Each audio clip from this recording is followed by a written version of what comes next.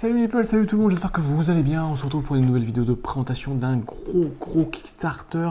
Pourtant je n'ai rien devant moi, j'ai juste du papier. On va parler de Dune War for Arrakis, la guerre pour Arrakis chez Cool Mini or Not. C'est un gros jeu, en tout cas c'est un gros Kickstarter qui arrive. Un jeu de Francesco Nepitello et Marco Maggi. Alors ça ne vous parle pas, pourtant ce sont de grands auteurs de jeux qui ont fait La Guerre de l'Anneau, qui est ressorti en français chez Notes Publishing, chez une V2 revisité. Donc là on se retrouve avec les mêmes auteurs de jeu. C'est pas anodin parce qu'on retrouve certaines mêmes mécaniques, on va le voir. C'est un jeu pour 2 à 4 joueurs. Je vous dis tout de suite qu'il est vraiment orienté pour 2 joueurs. Donc je n'ai rien devant moi, mais je vais pouvoir vous le présenter puisque les règles sont disponibles et la version numérique sur Tabletop Simulator est disponible, ce qui va vous permettre de vous présenter les règles. Et puis déjà, je vous le dis, il y aura, si tout se passe bien, une petite vidéo à 2 joueurs en français, une vidéo de let's play pour vous donner toutes les clés de compréhension de cette campagne Kickstarter et pour savoir si vous vous lancez dans ce nouveau Cool Mini or Not. Je ne parle pas de la TVA et des frais de port volontairement, mais c'est un sujet à part entière. Allez, on se retrouve sur la table de jeu numérique pour tout vous présenter. Nous voilà donc sur le Tabletop Simulator de Dune War for Arrakis, qui va se jouer sur un grand plateau de jeu comme vous le voyez. On va faire un petit tour du matériel de jeu avant de regarder les règles. On va le présenter vraiment en mode 2 joueurs, car c'est pour moi le cœur du jeu, à 4 joueurs. Voilà, c'est plus une adaptation. On a un grand plateau sur lequel on va retrouver des aires, en fait, donc ici, un certain nombre d'aires, dans tous les sens. On a des montagnes, on a des plateaux, on a du désert, et puis les zones de désert qui touchent le bord du plateau sont des déserts profonds, donc 4 zones de jeu différentes. Cette zone de jeu, on va retrouver, c'est là où on va placer nos figurines, nos troupes, dans une limite de 6 troupes maximum par petite aire de jeu, sachant que les héros nommés ne comptent pas dans la limite des 6. On va retrouver aussi des grands secteurs, donc ce sont les secteurs qui sont délimités ici par les pointillés. Tac, je vous fais un petit secteur, je vous montre, là, c'est ce qu'il y a à l'intérieur là. Vous avez un secteur, et donc entre 2 secteurs, vous trouvez ici des zones auxquelles on va pouvoir placer, alors le joueur Harkonnen, oui, va pouvoir placer des vaisseaux, on va y revenir, qui va lui donner un certain nombre d'avantages. On retrouve ici tous les emplacements, donc Harkonnen, donc les villes du joueur Harkonnen, qui sont qu'on peut, donc Carthage, Araken, la Perle Bassin, Arsult, etc. Ces villes, on va pouvoir les retourner, ça va être vraiment la valeur de défense de la ville, et puis surtout des points de victoire qui vont donner au joueur Atreides. On retrouve ici des emplacements, donc les triangles, ce sont les emplacements en fait des sietch, Atreides, donc c'est ou des Fremen, donc ce sont leurs emplacements, on va y mettre un certain nombre de choses. On trouve aussi des emplacements ici, des emplacements des stations écologiques qui sont aux joueurs Harkonnen par contre, qui vont pouvoir être prises par le joueur Atreides, et ça lui donnera encore des points de victoire. On va regarder le matériel de chaque joueur. Donc chaque joueur va venir avec un plateau individuel. Donc vous voyez ici, donc là c'est le plateau du joueur Atreides, Fremen. Donc on retrouve un certain nombre de choses, surtout toutes les actions qui vont pouvoir être réalisées. Donc leadership, stratégie, déploiement, manta et une action qui est liée à la maison. Donc elles vont être déclenchées avec des dés et on va pouvoir réaliser des actions qui sont situées en dessous. On va y revenir. En haut à droite, vous avez la piste de régénération, c'est que lorsque vos héros nommés, comme Dame Jessica ou Paul, etc., vont être blessés, et bien vous allez placer leur figurine ici, et puis il leur faudra attendre 3 tours avant de pouvoir revenir en jeu, leur temps qu'ils se remettent de leurs blessures. Donc justement, vous avez des héros nommés. Donc par exemple ici, vous avez Paul Atreides, vous avez Stilgart et Lady Jessica, donc ces 3-là, vous commencez la partie avec. Et ils vont vous donner, donc vous les mettez sur votre plateau joueur, ils vont vous donner des capacités supplémentaires et des actions en plus. On le verra lorsqu'on commencera la partie. Vous avez d'autres héros qui vont pouvoir entrer en jeu, comme la version de Paul Moadbid, la révérende mère Jessica, Shani, Gurney Alec, Alia, etc. Donc comment est-ce qu'on va les faire entrer en jeu ces personnages? Et bien ici vous avez la piste de points de victoire, si je veux dire, du joueur Atreides. Il va devoir faire monter ces 3 il a 3 tokens, 3 jetons, du djihad, du Kiwas Aderach et la préscience de Paul. Il va devoir les faire monter sur cette piste-là, et chacun va devoir atteindre une valeur qui est secrète, que seul lui connaît, donc le joueur Harkonnen ne connaît pas, pour remporter la victoire. Et puis vous voyez ici, lorsqu'il aura 3 points, 6 points et 8 points, il va se passer des choses particulières, et en particulier à 6 points, c'est Shani qui va rentrer en jeu, et à 3 points, selon le marqueur qui atteint cette zone-là, il pourra faire rentrer ces personnages ici, comme c'est marqué, hein, on le voit ici. Dame Jessica, révérende Mère Jessica, va rentrer en jeu lorsque le marqueur losange vert aura atteint le niveau 3, donc ici. Voilà. Hop là, j'ai perdu tous mes tokens. Donc encore on assure tous les tokens à 0 point de victoire. Ici, on a les tokens de siège, donc en fait, ce sont les villages des Fremen que va devoir détruire ou en tout cas s'emparer le joueur Harkonnen. Donc ils sont en fait recto verso. Dessous, vous avez un numéro qui correspond au nombre de points de victoire qui vont être accordés au joueur Harkonnen et donc qui correspond aussi à la valeur de défense du site. Vous avez ici les stations écologiques, donc 6 stations écologiques. Donc là, elles vont être intéressantes pour le joueur Atreides. Lorsqu'il va s'en emparer, vous voyez, vous retrouvez les mêmes symboles que votre piste de prescience. Et donc, vous allez pouvoir faire monter sur votre piste votre jeton, donc marquer un peu des points de victoire. Ici, on a les jetons de déploiement de départ, de garnison. Donc, puisqu'en fait, une des caractéristiques du joueur Atreides Fremen, c'est qu'il va pouvoir déployer ses troupes, mais les garder secrètes. Le joueur Harkonnen ne saura pas quelles troupes sont déployées, puisque si on les retourne, vous avez différents symboles qui correspondent à différents types de troupes. On va les regarder après, les troupes régulières, les troupes élites, les troupes nommées, etc. Donc, ça va permettre d'avoir une certaine discrétion jusqu'à ce que le combat s'engage. Donc justement, au niveau des troupes, vous avez ici les figurines des principaux héros, donc vos 3 héros qui sont eux directement en jeu, Paul Atreides, Stilgar et Lady Jessica. Et donc là, vous avez toutes vos troupes, les Atreides, les troupes régulières, vous avez les troupes, les Feydakin, et puis ici vous avez les troupes d'élite Atreides. On a ici 2 decks de 18 cartes qui sont liés au joueur Atreides et au joueur Fremen. Donc le joueur, lorsqu'il y a 2 joueurs, on joue les 2 clans. Ce sont des cartes, on va regarder une tout de suite. Ce sont des cartes en fait qu'on va piocher à chaque tour de jeu qui vont vous donner des capacités que vous allez pouvoir jouer comme action contre un dé, qui vont vous donner donc des nouvelles actions et des coups possibles en fait dans votre partie. Vous avez ici vos dés d'action, les dés Atreides, et puis ici les dés de combat. Donc on a une limite de 6 dés de combat, et le joueur Atreides, lui, lance toujours, Atreides Fremen, lance toujours 4 dés d'action. Donc c'est sur ces dés que vous allez retrouver les différentes phases de dés, qu'on retrouve ici, donc pour réaliser vos actions. Donc ça c'est un petit peu Alors on va terminer avec ici, on va terminer avec les cartes d'objectifs. Donc ça, on verra en début de partie, le joueur Atreides Fremen pioche une de ces cartes secrètement et il va trouver donc les 3 niveaux de points de victoire qu'il doit atteindre dans chacun des 3 domaines. Donc là, 3 points dans le vert, 5 dans le losange et 10 dans le rouge. Vous voyez, il y en a plusieurs, hein, donc vraiment le joueur en face ne sait pas du tout combien il doit atteindre dans ses objectifs qui va orienter sa partie. Donc tac, on va les remettre. On va y voir du côté du joueur Harkonnen. Donc on va retrouver le plateau. Donc pareil, alors sauf que là lui il peut avoir beaucoup plus de dés d'action, on le voit en haut à gauche. Pareil, la piste de régénération des héros, les différentes actions qui sont le leadership, la stratégie de déploiement, le mental et la maison, mais avec des actions humbles qui peuvent varier. Donc là c'est les actions de base, hein, donc leadership c'est surtout le déploiement et le mouvement ou l'attaque de vos troupes lorsqu'il y a un leader.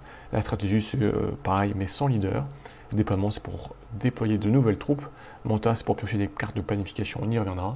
Et la maison et l'action house c'est vraiment jouer une action qui est liée spécifiquement à votre maison. Donc lui, le joueur Harkonnen, commence la partie avec 3 personnages, Beth Raban, Captain Arasham et le baron Harkonnen. Et il pourra faire rentrer un peu plus tard dans la partie Tufurawat et Fedrota. Donc pareil, hein, on retrouve toutes ces troupes, hein, alors, les élites, alors les régulières, les élites et les Sardaukar. Alors il a lui il a des véhicules, si je puis dire, des ornithoptères, je ne sais plus comment ça s'appelle ça, des transporteurs de moissonneuses et les moissonneuses. On y reviendra parce que lui, entre autres, il doit s'occuper de l'épice. On a un petit plateau ici de l'épice doit couler, qui va être très important, puisque c'est ce qui va vous permettre de fournir de l'épice à la Shoam, à la guilde impériale, et puis guide à l'espace et au Landstrat, à l'Ostrat. Donc là, en fait, on commence toujours dans cette ligne-là. Ça va vous donner en fait les vaisseaux que vous allez déployer à chaque tour. Hein, donc on voit ici dans cette partie-là. Et puis ça va vous donner aussi le nombre de dés que vous devez enlever de votre pool de dés. Au début, vous devez enlever un dé sur tout votre ensemble des 7 dés que vous avez. Sachant que si vous aussi à monter en haut, vous allez pouvoir jouer avec tous vos dés. En revanche, si vous avez moins d'épices, on y reviendra, et bien vous pourrez carrément devoir enlever 4 dés et avoir des actions de bannissement de l'Empire, puisque vous ne pourrez pas fournir l'épice et ils ne seront pas satisfaits. On retrouve ici les mêmes types de cartes, donc de planification qui sont liées aux Harkonnen et au fait à la maison Corrino. Donc voilà, ce sont les cartes qu'on va pouvoir piocher et que vous allez pouvoir donc jouer à chaque tour, qui vous donnent des actions, des capacités particulières. Tac. Qu'est-ce qu'on a oublié? On a fait le tour et on va un petit peu regarder. Donc la mise en place. Alors c'est bien avec TTS, c'est que tout est... Voilà, donc on va regarder un petit peu ce qui se passe. On a différents tokens qu'on met en place dès le début de la partie. Donc comme je vous le disais, on va regarder ici, le joueur Atreides, qu'est-ce qu'on fait? On déploie donc tous nos sièges sur leur emplacement. Donc bien sûr, face cachée, le joueur Atreides peut les regarder secrètement la valeur, donc pour savoir où se trouvent ces sièges les plus importants et les moins importants. On place aussi donc des déploiements de garnison, donc secrètement. Donc là, le joueur, lui, Atreides peut les regarder, mais pas le joueur Harkonnen. Et puis on déploie en même temps un naïb sur chacun de ces lieux. Ça, c'est la première chose. Ensuite, on déploie les stations écologiques, donc sur leurs différents emplacements. Là, par contre, on ne regarde pas, puisqu'il va falloir vous en emparer. Donc ça, c'est le déploiement du joueur Atreides. Le joueur Atreides, bien sûr, donc, pioche aussi une carte donc des objectifs. Donc là, il sait qu'il devra faire 6 dans le vert, 3 dans le jaune et 9 dans le rouge pour gagner. Voilà. Donc là, le joueur Atreides est prêt, et donc on voit à ce moment-là, sur le plateau de jeu, que nos cartes de héros automatiquement se sont correctement mises. On retrouve en noir les actions de base, et puis on retrouve en vert l'action supplémentaire qui est octroyée par le héros, donc ici par Paul Atreides, qui va pouvoir donner des actions particulières, ou par exemple ici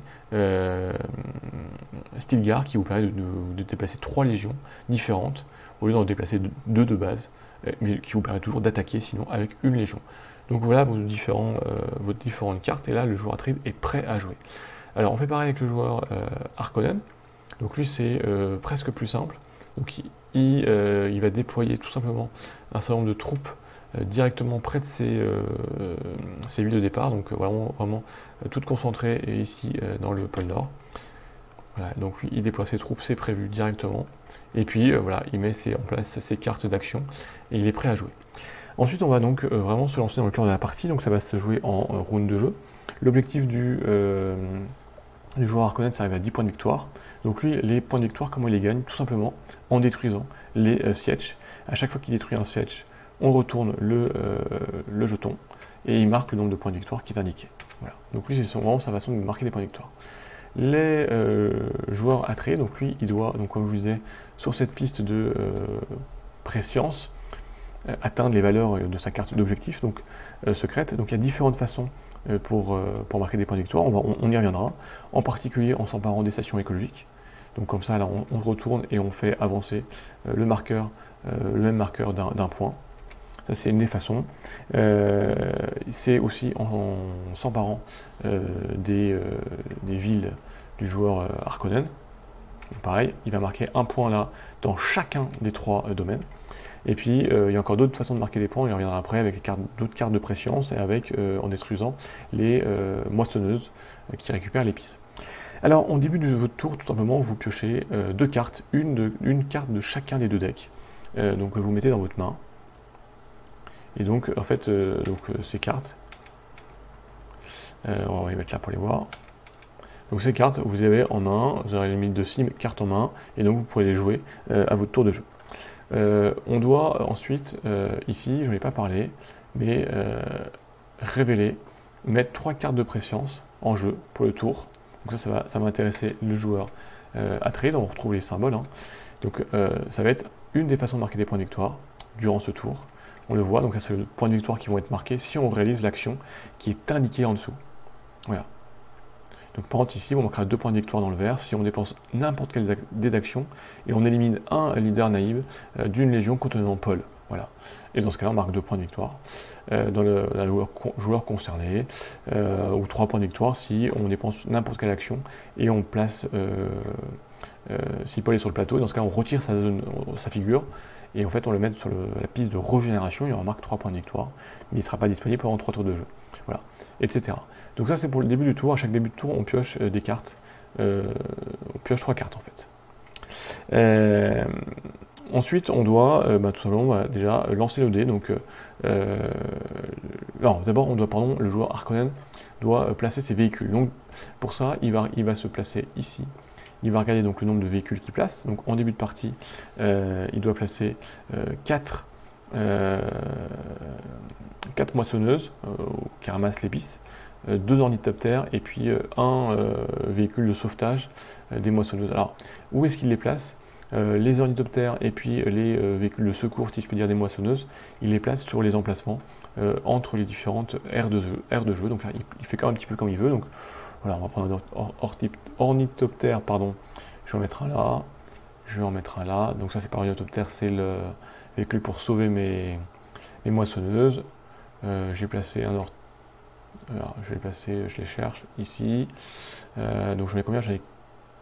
J'en ai 2 à placer. J'en ai placé 2. Voilà. Et puis j'ai 4 moissonneuses à placer. Donc les moissonneuses, en revanche, je les place où je veux, dans des zones de désert, bien sûr. C'est pour récolter de l'épice, on y reviendra. Première chose à faire. Ensuite, lui, il doit regarder le nombre de dés qu'il doit retirer pour ce tour-ci. Donc là, c'est 1 dé. Donc il met, prendre ce dé dans la zone qui est bannie, et il vous jouera avec ses autres dés. Ensuite, on passe donc à la phase d'action. Donc là, les 2 joueurs vont prendre l'ensemble de leurs dés, et puis ils vont les lancer, et tout simplement vont les placer donc sur les donc par rapport à la, donc là on les place par rapport au symbole, tout simplement. Donc lui il était là, donc lui déploiement, donc déploiement, tac, et donc de stratégie. Voilà. Donc le joueur Atreide, lui, il fait exactement la même chose. La différence, c'est que lui, il lancera toujours 4 dés. Il a toujours 4 dés disponibles. Donc il prend ses dés. Et pareil, il va placer ses dés sur son plateau. Et ensuite, en commençant par le joueur Atreide, chacun va réaliser une action en dépensant un de ses dés. Donc là, l'Atreide, il peut très bien dire, là, j'utilise un dé de manta, donc soit pour piocher 2 nouvelles cartes de planification, ou pour piocher une carte de planification et immédiatement jouer ma carte. Si on réalise l'action d'un de nos héros, c'est une seule fois par tour, donc la carte, on va faire en sorte de s'en souvenir qu'elle a été utilisée. Pour ce tour-ci, on ne peut plus utiliser l'action, c'est une action d'un joueur, d'un héros nommé, par tour de jeu.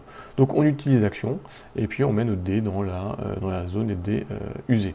Donc si on regarde un petit peu l'ensemble des actions, pour le joueur Atreide, donc là, dans le leadership, c'est bouger 2 légions. Donc une légion, en fait, ce sont toutes les troupes d'une zone. Donc on doit bouger 2 légions différentes qui sont avec un leader, donc on les bouge à chaque fois d'une zone, ou faire une attaque surprise. Donc là, c'est l'attaque surprise, c'est tout simplement, donc une légion avec un leader, tout simplement, j'attaque une zone ennemie. Ou sinon, je peux avancer un marqueur préscience de mon choix, d'une étape. Donc ça, c'est l'action de Paul. Avec l'action stratégie, je peux là, de base, c'est 2 légions, 3 légions avec Stilgar différentes, ou attaquer avec une légion. Le déploiement, ça permet de déployer un token de déploiement, donc comme caché avec un leader, donc naïb ou nommé, dans un siège, permet de déployer des troupes. Donc le manta avec le bas, c'est piocher 2 cartes de planification que je garde en main, dans n'importe quel deck. Ou sinon ici, Exotica me permet de piocher une carte de planification, et puis d'en jouer une immédiatement. Et l'action de la maison, lui, c'est en fait de jouer n'importe quelle action. Voilà, celui-là, c'est un peu un dé de joker, n'importe quelle action. Donc par exemple, si je vous remontre un déplacement, tout simplement, ça va être, je peux faire me déplacer ici, Je peux dire, tiens, je vais me déplacer chez le voisin, ou je peux dire ici, bah, tiens, j'ai envie de me rapprocher de la station écologique, j'avance d'une zone, par exemple. Ça, sur le déplacement. Donc une attaque, c'est si j'étais situé une zone à côté, je pourrais attaquer une zone avec les troupes adverses. Bon là, avec un Naïb attaquer toute cette force Harkonnen, c'est un peu du suicide, mais voilà. On verra un petit peu après comment se passe la réalisation des combats. Pour le joueur Harkonnen, c'est exactement la même chose. Donc on réalise, en fait, on joue chacun son tour, de façon alternée. On dépense un de ses dés et on réalise les actions qui sont liées à l'action. Donc ça peut être, c'est pareil. C'est la leadership, c'est déplacement de troupes ou d'attaque avec un héros nommé ou un leader. La stratégie, c'est le déploiement de mouvement de 2 légions ou attaquer avec une légion. Le déploiement, c'est pouvoir déployer des unités. Le mandat, piocher les cartes de planification. Et la maison, l'action de la maison, c'est de remplacer des unités régulières avec des unités élites, ou de déployer un ornithoptère, une moissonneuse et gérer un bâtiment qui sauve les moissonneuses sur le plateau de jeu, donc pour en déployer davantage si on n'a pas déployé à notre goût suffisamment. Donc voilà, on défausse les dés d'action jusqu'à ne plus avoir de dés d'action. La dernière action qui est possible, qui n'est pas indiquée sur votre plateau de jeu pour les 2 joueurs, c'est de défausser un dé d'action donc non utilisé pour jouer justement les cartes de planification qu'on a piochées. Donc là, pour jouer une carte de planification, ça vous coûte un dé, n'importe lequel. Hop, vous l'enlevez, vous mettez sur votre piste de dés utilisée et vous jouez et vous réalisez l'action qui est indiquée sur votre carte de planification. Ça peut être de bouger des légions, ça peut être plein de choses, voilà, un peu plus intéressantes. Pour le joueur Harkonnen en particulier, les ornithoptères lui donnent des bonus. Hein, donc les ornithoptères comme ça là, quand ils sont déployés, vous donnent un bonus. Alors on peut être employé de 2 façons différentes. Soit vous le défaussez. Donc un ornithoptère peut agir sur les 2 zones sur lesquelles il est adjacent. Donc ici, lui, il peut agir sur cette zone-là ou cette zone qui est ici. Vous pouvez le défausser pour révéler, c'est une action en fait d'espionnage, pour révéler le jeton Fietch et savoir un petit peu sa valeur. Dans ce cas, vous défaussez l'ornithoptère. Il a été utilisé, vous avez fait un vol pour le découvrir. Ou sinon, vous pouvez l'utiliser pour vous permettre de déplacer de 2 cases au lieu de faire d'une seule case. Donc au lieu qu'elle se déplace d'une case, et bien, vous pouvez vous déplacer de 2 cases d'un coup. Donc pour aller plus vite, vous transportez en fait vos troupes. Ça peut être intéressant.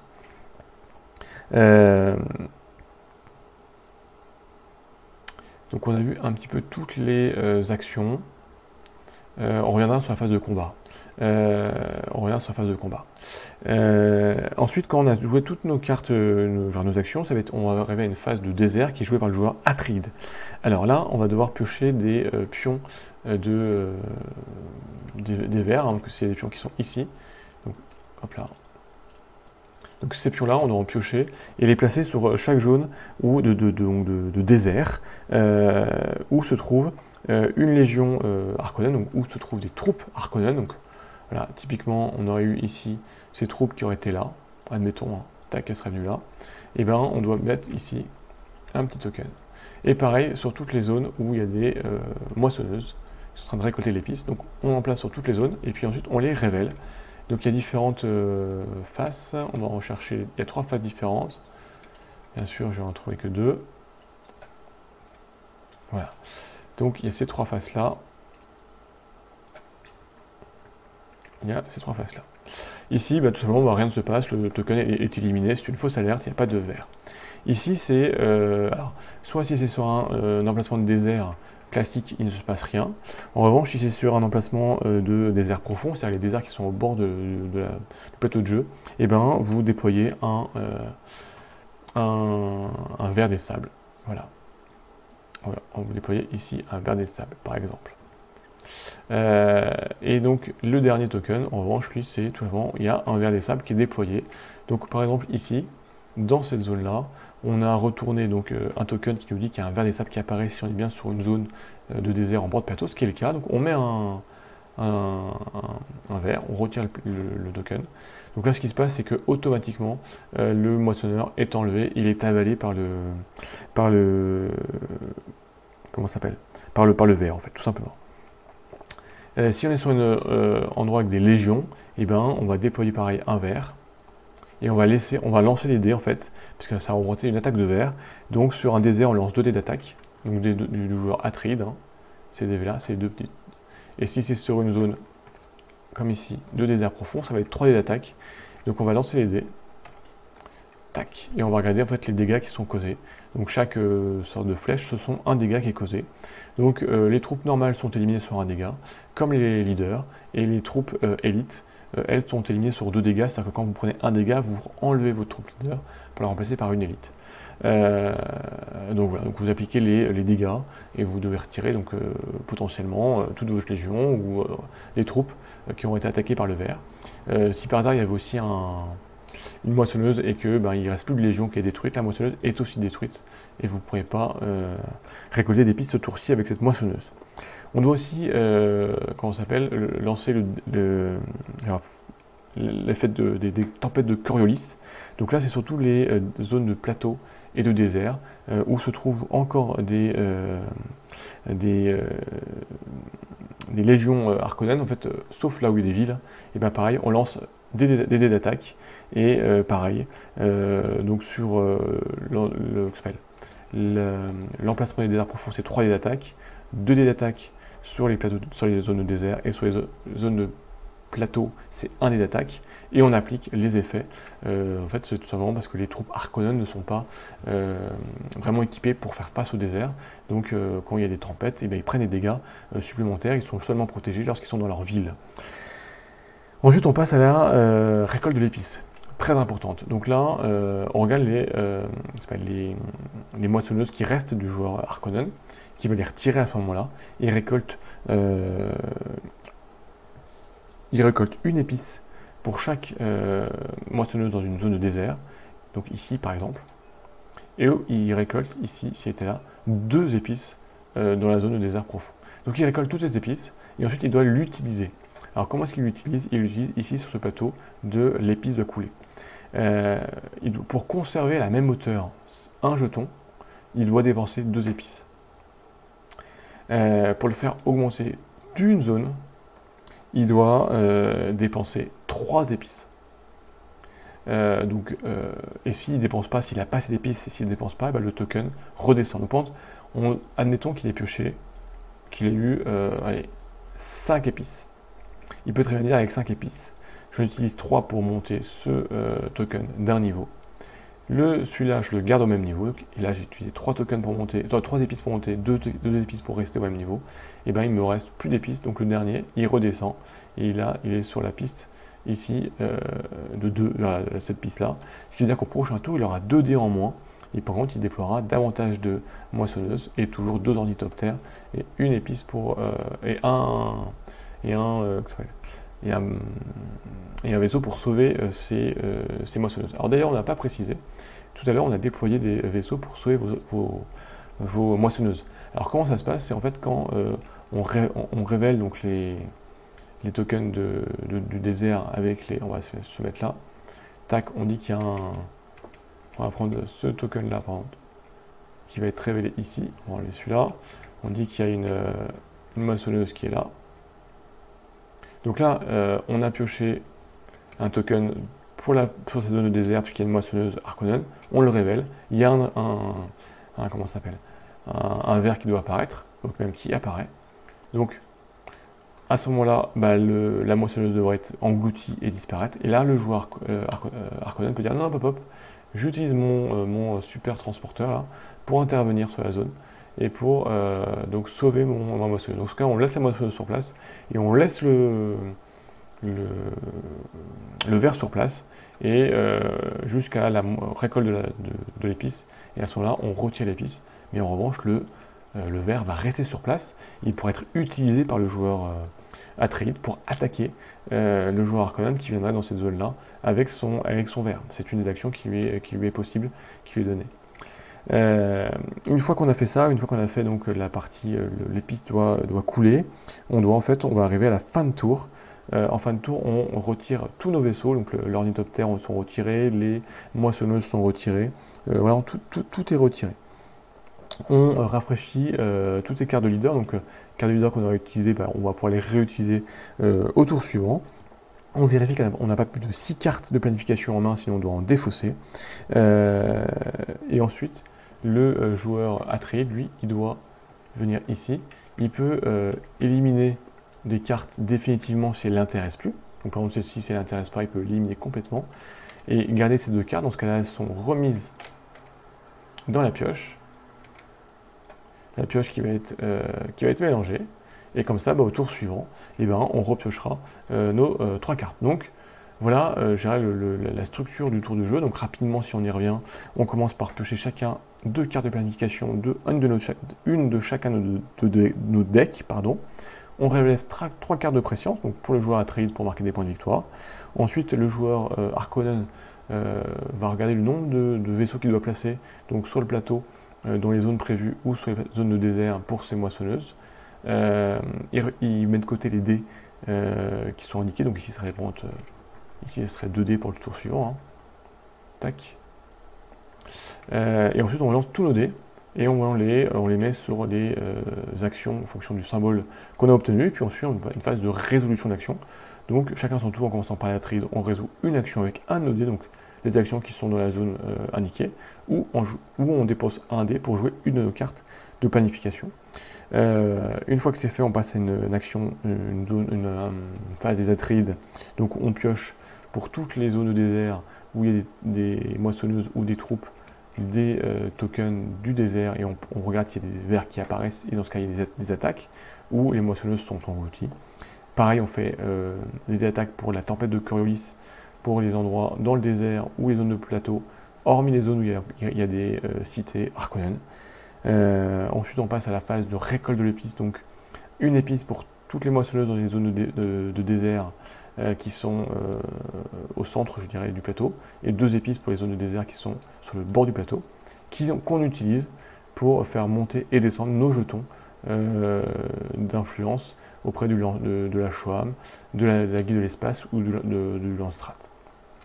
Et ensuite, fin de tour, on retire tous ces vaisseaux, on retire les cartes de préscience, on en élimine certaines, on reconstitue le deck et puis on repart pour un nouveau tour. Alors, qu'est-ce qui est important qu'on n'a pas vu? Ce sont les combats. Les combats vont se résoudre avec des dés. Donc, lorsque deux grandes troupes, donc on va prendre des troupes, tac. Alors, disons qu'il y a ici, tac, une troupe avec Feydakin, une élite et puis un pôle. Vraiment au hasard. Donc là, j'utilise une action qui va me déplacer, qui me permet d'attaquer en fait.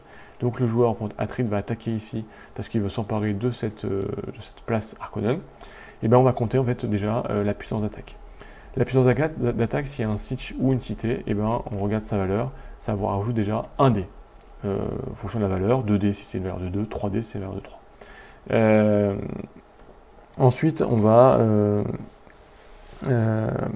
regarder le nombre d'unités que vous avez en fait. Et donc là, tout simplement, vous prenez un dé par unité présente dans une limite de 6 dés. Sachant que vous pouvez aussi défausser une de vos cartes de planification pour ajouter un bonus de 1 dé, mais toujours dans une limite de 6 dés. Voilà, donc on prend nos dés ensuite, et puis tout simplement on va les lancer, et puis on applique les résultats. C'est aussi simple que ça. Les boucliers permettent d'éliminer, d'annuler une touche, hein, donc ici les touches, c'est ce symbole-là. Et ici, c'est un symbole de faction. En fait, c'est tout simplement si vous avez un des héros qui est engagé dans le combat, vous le voyez ici, ça vous donne un bonus. Paul, ça vous donne une attaque supplémentaire, Stilgar, c'est 2 attaques, alors que pour les Digitica, ça va être une défense. Sachant que les unités spéciales élites annulent automatiquement une défense de base. Donc ensuite, on applique les dégâts, donc l'un contre l'autre, sachant que les unités régulières et puis comment ça s'appelle, les leaders, voilà, les leaders et les unités normales ont 1 point de vie, et les unités d'élite ont 2 points de vie. Donc lorsqu'on prend 1 point de vie, on la remplace par une unité normale, et on continue le combat. Alors, on continue le combat, sauf si l'attaquant veut stopper, dit non, j'arrête le combat, ou si le défenseur fait une retraite. Dans ce cas, il va dans une zone qui est libre, il dit moi je fuis, parce que je ne peux pas, et dans ce cas-là, le joueur qui est attaquant va pouvoir s'emparer de la zone. Donc si c'est une zone avec un token de cité, il marque les points de victoire indiqués. Donc pour le joueur Atreide, il marque dans sa piste de préscience le nombre de points de victoire pour tous les tokens. Et pour le joueur Harkonnen, il marque les points de victoire qui sont indiqués. Donc ici, il y a un Siege de 1 point de victoire, mais il y en a qui sont à, je ne sais plus où, qui sont pointés ici à 2 points de victoire, voire à 3 points de victoire. Et si par hasard aucun des deux ne veut soit arrêter et faire une retraite, et bien un nouveau round commence, on recompte le nombre de dés et on refait exactement la même phase. On utilise une carte de planification si on veut pour avoir un dé supplémentaire dans les limites de 6 dés.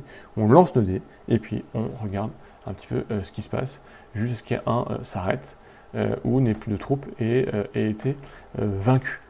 Et puis voilà, et puis donc la partie va se dérouler de tour en tour jusqu'à ce qu'un des deux joueurs atteigne soit les 10 points de victoire pour le joueur Harkonnen, soit la combinaison de points de victoire demandée par la carte d'objectif secrète pour le joueur Atreide.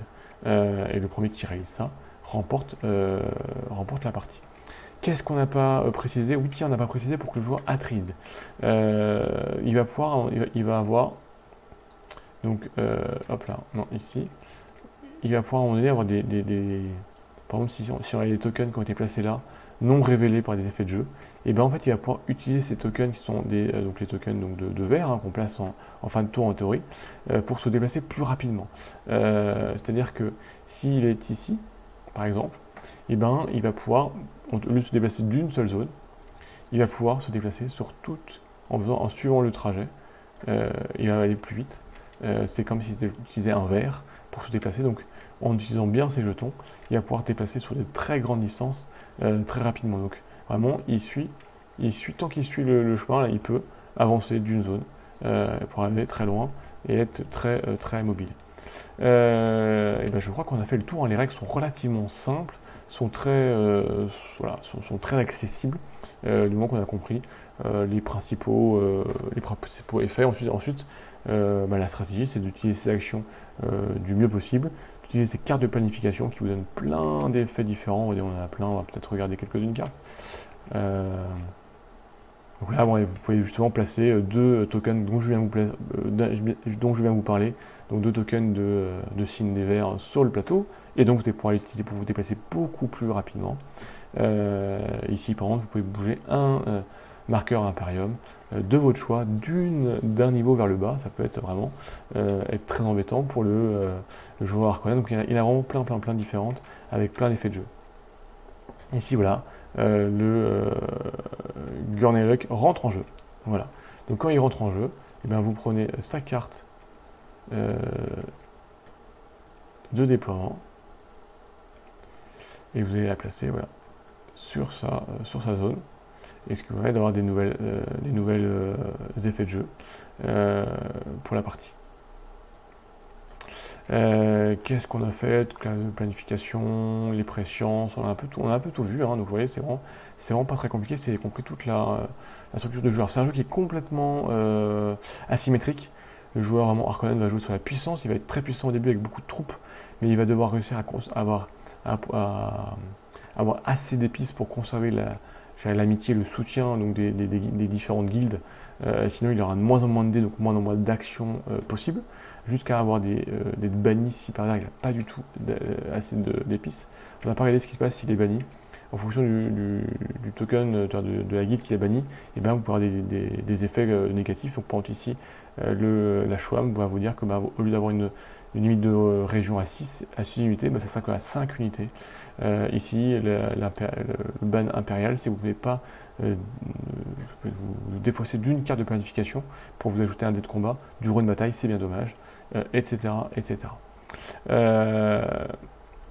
Donc attention à bien gérer votre épice. D'ailleurs, tiens, dans les combats, on n'en a pas parlé, mais les combats de surprise attaque, hein, qui sont faits avec votre leadership, c'est tout simplement que votre adversaire ne pourra pas jouer justement de carte de planification pour récupérer un dé supplémentaire. Donc voilà, il a ce petit malus. Voilà, jeu très accessible, vraiment jeu orienté 2 joueurs, parce qu'en fait quand on joue à 4 joueurs, en fait c'est tout simplement qu'on se divise les decks en deux, chacun prend un deck, on se divise quelques troupes en deux, et puis on joue voilà, les uns en 2 contre 2, sachant que tout doit se faire, les négociations, les stratégies se font parole ouverte, où qu'on entend tout, et on a 3 tokens de silence, où on peut demander 3 fois dans la partie de parler à l'abri des oreilles indiscrètes pour monter une stratégie particulière. mais c'est voilà, c'est à mon sens pas le cœur du jeu. Le cœur du jeu est vraiment un jeu 2 joueurs, un jeu très accessible. Et puis ce que je vous propose, c'est très vite, on va vous tourner une vidéo de partie à 2 joueurs complète qui vous permettra vraiment de voir comment ça se déroule, mais vous verrez qu'en quelques tours, vous aurez compris toutes les mécaniques de jeu. Ça vous paraîtra vraiment très simple, et comme ça, vous pourrez vous faire une idée de cette campagne de chez Cool Mini Note d'une War for Arrakis, si c'est fait pour vous. Et ben voilà, vous n'étiez pas assis des règles, hein, vraiment, j'y ai joué, je les ai parcouru, donc je répondrai avec plaisir pour vous permettre de vous faire une idée. Et puis sinon, je vous dis à très vite pour une vidéo de let's play, donc de Dune, War for Arrakis, pour vous faire vraiment le maximum d'idées sur ce jeu. Et ben d'ici là, portez-vous bien, on se retrouve très vite pour de nouvelles vidéos. Ciao Nipple.